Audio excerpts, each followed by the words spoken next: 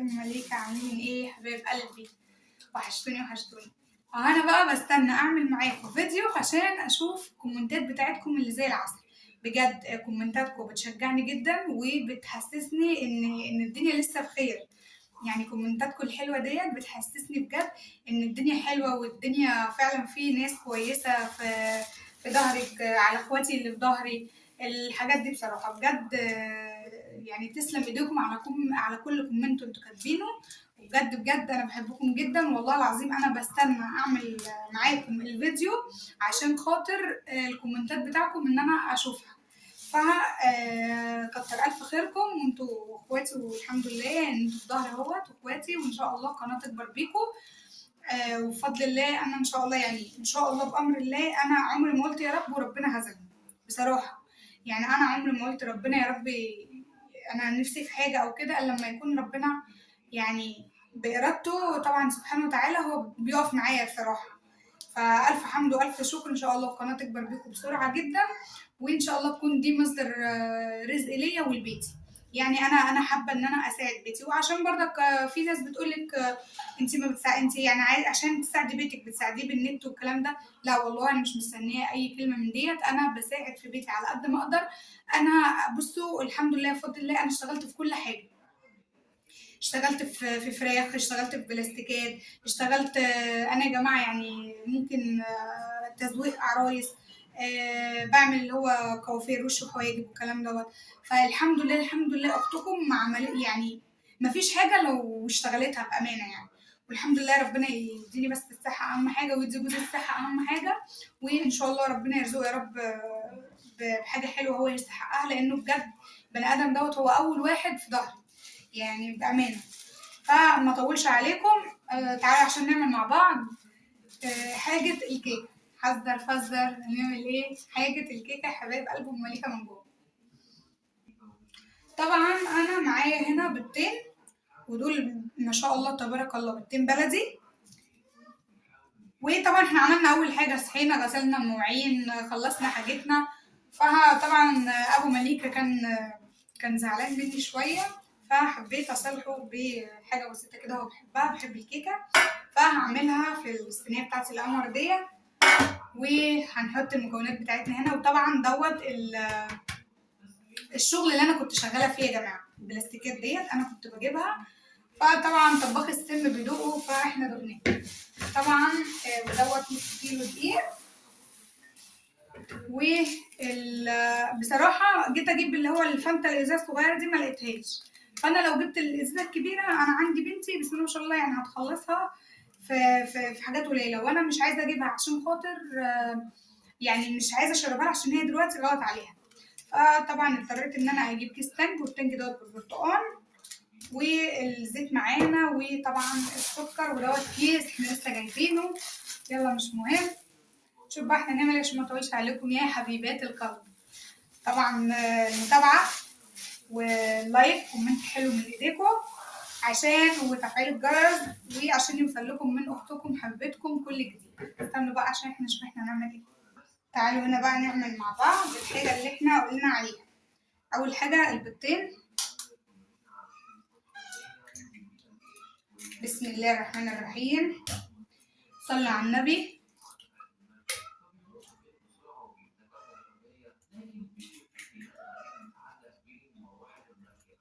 طبعا هنجيب الكوبايه ونعاير بيها قيمه كوبايه سكر. الكوبايه بتاعتنا اهي، وهنحط كوبايه من السكر. ده هما مش كوبايه يعني هنزود شويه عشان خاطر انا جوزي بيحبها مسكره، والسكر دوت ما بيحليش. فهحط يعني كوبايه وربع كده. يلا مش مهم عشان لو حد عاوز. اهم حاجه ابو مليكه ما يزعلش. بصوا كيس السكر طلع. يا ويلي يا ويلي. طبعا خلطنا، احنا مستعينين بخلاط حماتي. ربنا يرزقنا ويرزقها ويديها الصحة يا رب ويخليها لينا أهم حاجة. وهنعاير كوباية من الزيت. بصوا والله العظيم يا جماعة الإزازة ما بتكفيش 3 أيام على بعض. تحس إن إحنا بناكلها، متقوليش إن إحنا بناكلها. بصراحة أنا بحب ريحة السمنة تبقى في الكيكة، فهحط لها معلقه من السمنه، بتبقى مخليها يعني ريحتها بتبقى حلوه بصراحه. وقولوا لي هنا انتوا عايزين نعمل الروتينات كل اللي هم قال عليها، اعملي يا ام مليكه الروتين، فحاضر من عينيا. الجوز ومناخير اللوز هنعمل لكم حاضر. دي المكونات بتاعتنا اهيت. هنروح بقى نضربها في الخلاط ونرجع تاني. طبعا هنا الخليط بتاعنا بقى تمام، وطبعا لازم تضربوه في الخلاط كتير عشان خاطر السكر يدوب، عشان ما يبقاش السكر يدوب يعني. ده هنا المنخل بتاعنا اهوت. هننخل الدقيق، وديت اول حاجه طبعا عشان الكيكه بتاعتنا تبقى هشه وحلوه يعني، لازم تنخلوا الدقيق كويس.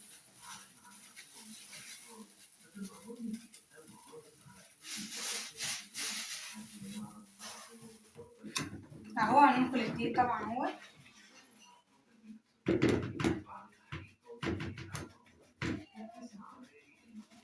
لازم ننخله كويس عشان خاطر يعني مثلا اي اتربه ممكن مثلا تبقى في الدقيق ايا كان، بيبقى ماشي فيها حاجه مش عارفه ايه يعني، نظافه، وفي نفس الوقت بيخلي الكيكه هشه ونافشه وحلوه. اهم حاجه صلوا على النبي، صلوا على النبي، صلوا على النبي، وكتروا من الصلاه على النبي يا جماعه عليه الصلاه والسلام. وطبعا استنوا فيديو الغدا، اوعوا تنسوه، عشان انا ان شاء الله يا جماعه كل يوم بامر الله هنعمل مع بعض، مش هسيبكم ولا دي، على طول معاكم. كل ما تفتحوا مره كده تلاقوا ام مليكه في الشغل، كل ما تفتحوا مره كده تلاقوا ام مليكه في الشغل. طبعا معانا هنا كيس بيكنج باودر، ما لقيتش اللي هو الكيك شيف، فما نجيبوش. هنقول له ايه؟ هيقول لنا لا طهب ودقه، ما يتقالوش لا يا جماعه. هنحطه هنا، وهو بيبقى احسن بصراحه. انا بحب اللي هو البيكنج باودر اللي هو الكيك شيف، بس عادي دي هو الكيك شيف دوت اصلا يعتبر لسه طالع. ومعانا هنا 2 فانيليا. هنجيب مقص ونرجع. زمان كنت بعمل كيكه بالقرفه. مامتي يعني الله يرحمها كانت بتعمل الكيكه بالقرفه، فبصراحه ما جربتش اعملها قبل كده، بس كانت بيبقى طعمها حلو بصراحه، ليها نفس مع اجواء الشتاء اصلا. بتبقى حلوه اجواء الشتاء، بنفس ريحه الكيكه في الشقه، وبنبقى قاعدين متغطين بالبطاطين وناكل برتقان وجزر. كانت مامتي الله يرحمها بتمسك الطبق بلاستيك كبير على رجليها، وتمسك المقشره وتفضل تقشر وتدينا في جزر، وتقول كلوا جزر كلوا جزر. ما علينا، ربنا يرحمها يا رب ويسكن فسيحها الجنة إن شاء الله بأمر الله. هي الحمد لله بقالها 9 سنين متوفية، بس الحمد لله.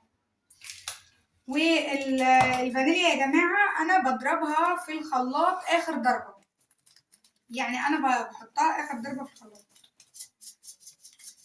عشان الريحة بتاعتها تفضل فيها. بصراحة ما بحب يعني ما بحبهاش المكونات كلها على بعض، لا بحب اخليها اخر ضربة كده، يعني يا دوب ضربة صغيرة بسيطة كده. وبحط يا جماعة معلقة خل عشان الزفرة.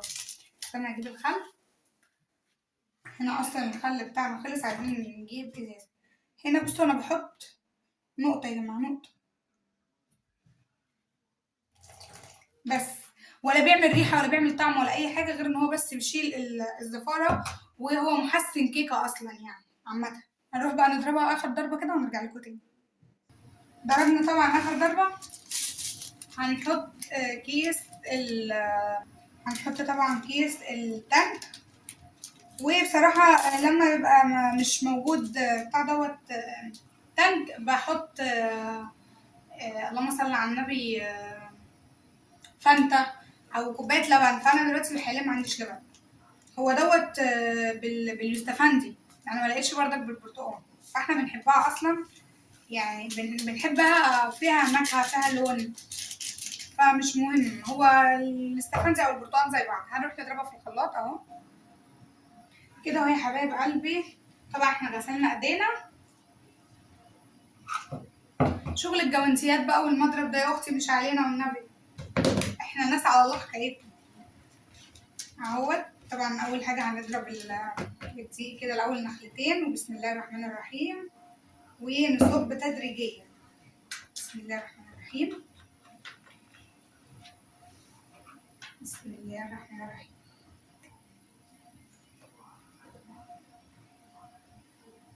ان شاء الله تطلع زي العسل، زي الناس اللي بيتابعوني العسل، تبقى حلوه ان شاء الله. بسم الله الرحمن الرحيم.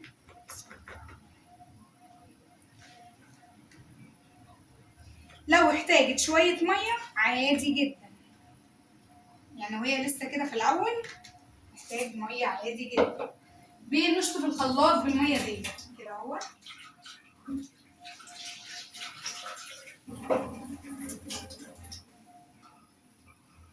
بسم الله الرحمن الرحيم.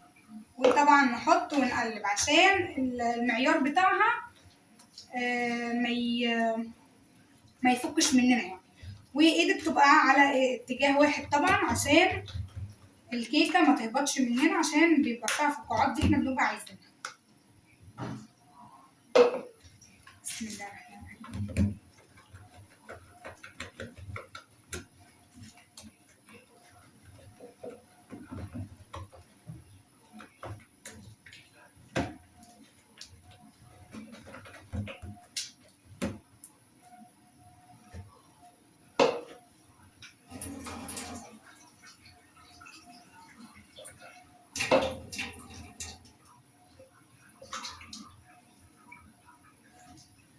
كده يا حبايب قلب مليكة من جوه، اخواتي واصحابي خلاص بقينا عيلة يا جماعة.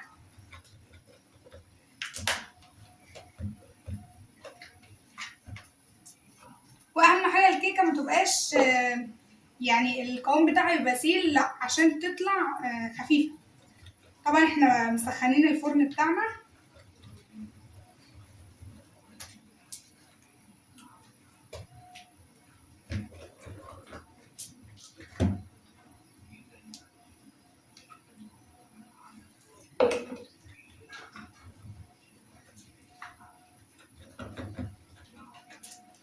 كده يا حبايب قلب مليكة، قوامها كده عسل. بصوا القوام بتاعها كده عشان لا تبقى تقيلة قوي ولا خفيفة قوي. طبعا هندهن الصينية بتاعتنا نقطة من الزيت.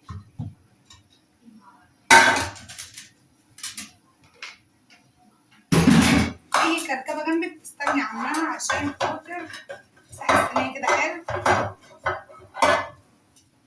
بسم الله الرحمن الرحيم. بسم الله الرحمن الرحيم. تطلع عسل بأمر الله بإذن الله. بسم الله ما شاء الله. بسم الله ما شاء الله.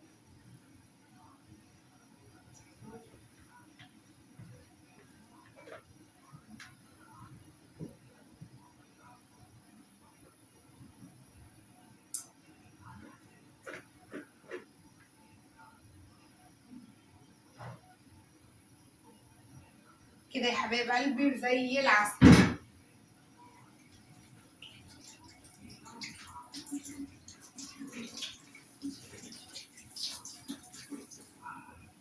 الكيكه بتاعتنا هي نعملها كده، نقطعها خبطتين عشان لو فيها هوا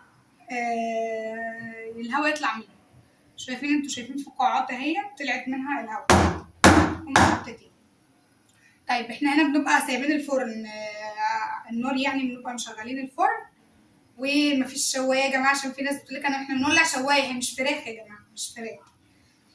طبعا احنا بنظبط الفرن اول لما بيسخن، يعني بنظبط الفرن وندخل الكيكه بتاعتنا وبنسيبها بالظبط نص ساعه ونفتح عليها.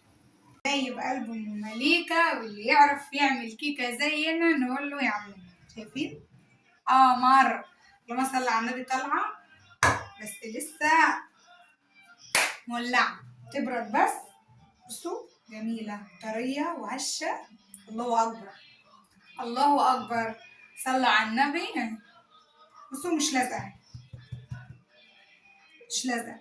اللهم صل وسلم وبارك عليه. الكيكه عسل وريحتها تحفه تحفه تحفه تحفه. مش بصوا مش ناقص حاجه الا انتوا بصراحه. هنروح بقى نعمل كوبايتين شاي في القلب كده نظبط الدماغ، وبالمره نسرح ابو مليكه. نسرح ابو مليكه بصينيه الكيكه، هي الرجاله همها على كرشها والله. الكيكه اهيت. نعمل بقى كوبايتين الشاي. استنوا بقى نعملهم مع بعض. انتوا مش اغراب، انتوا خلاص بقيتوا، احنا بقينا عيله مع بعض، بقينا اسره ببعضينا. نجيب صينيتنا البلاستيك بتاعتنا القمر. ويا جماعه شغلي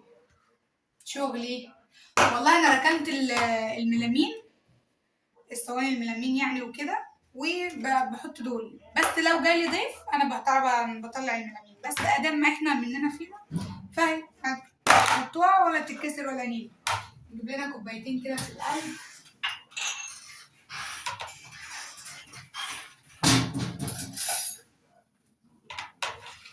كوبايتين في القلب والله في القلب. لو كان في لبن كنت عملت شاي بلبن، بس بصراحة أنا ما عنديش.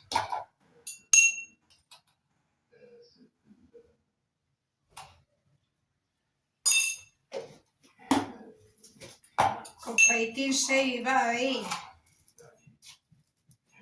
ينزلوا يرقصوا.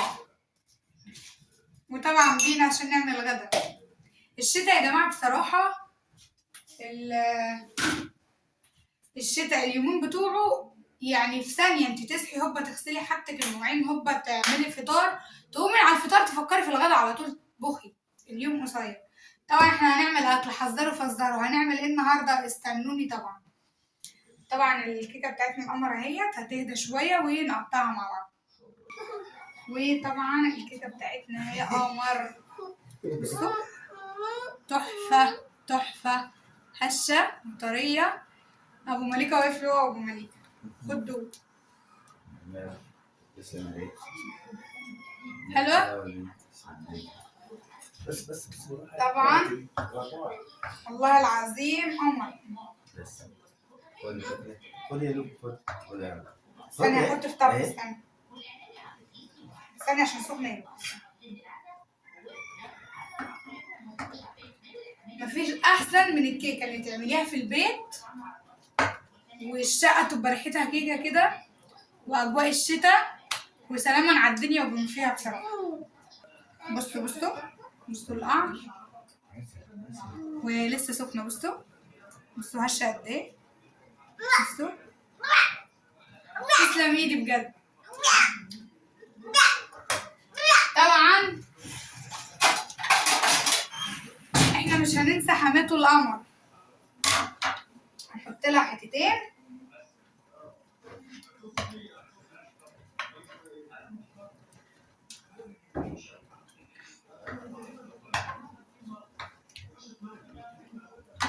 بس يا مليكة بتقول لكم باي. بصوا النفشان. بصوا قد ايه نفشه قد ايه. والله يا جماعه قمر. سلم ايدي بجد. جميل. عامله لك مسكره ها. خدوا لي صوره جنبها يا جماعه سيلفي. نصب الشاي بقى. بلاش الكتل.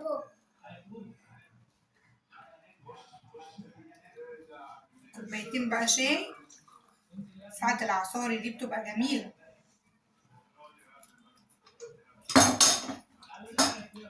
يا سلام سلم.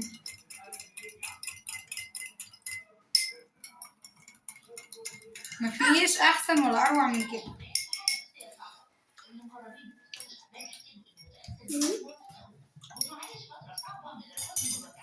يا سلام سلم. وكيكة ام مليكة بتتكلم يا جماعة. هنروح بقى. مفيش احسن ولا اروع من كده. صلوا على النبي طبعا في الكومنتات وابعتولي ايه رايكم.